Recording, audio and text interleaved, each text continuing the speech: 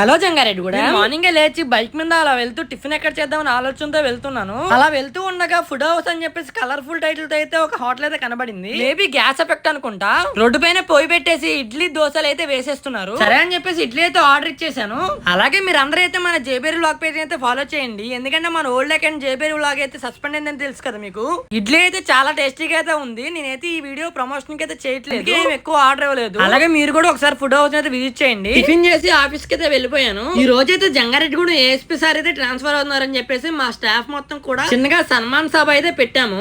అలాగే ASP sir గారిని అయితే సన్మానించేసాము. అలాగే ఆ సభలో అయితే మీటింగ్ లో అయితే నన్ను అయితే స్పీచ్ ఇమ్మన్నారు. నేను కూడా ఒక 4 మాటలు అయితే మాట్లాడేశాను. సన్మాన్ సభ అయిపోయాక మా స్టాఫ్ కోసం అయితే బిర్యానీ, ఫ్రైడ్ రైస్ అన్ని కూడా తెచ్చారనమాట. వెజ్ వాళ్ళకి వెజ్, నాన్ వెజ్ వాళ్ళకి నాన్ వెజ్ అయితే తెచ్చారు. ఇంకా నేనైతే వెజ్ ఫ్రైడ్ రైస్ వేసుకొని టేస్ట్ చేయడానికి రెడీ అయిపోయాను. నాకైతే టేస్ట్ అయితే బాగా నచ్చింది. అలాగే అందరూ బాగుండాలి, అందులో మనం ఉండాలి, ప్రతి ఒక్కళ్ళు కష్టపడాలి ఏ పని చేసినా సరే. అలాగే యూట్యూబ్ కూడా స్టార్ట్ చేశాను, జేబేరి వ్లాగ్స్. దాన్ని సబ్స్క్రైబ్ చేయండి. ఇన్స్టాగ్రామ్ లో అయితే ఫాలో చేయండి.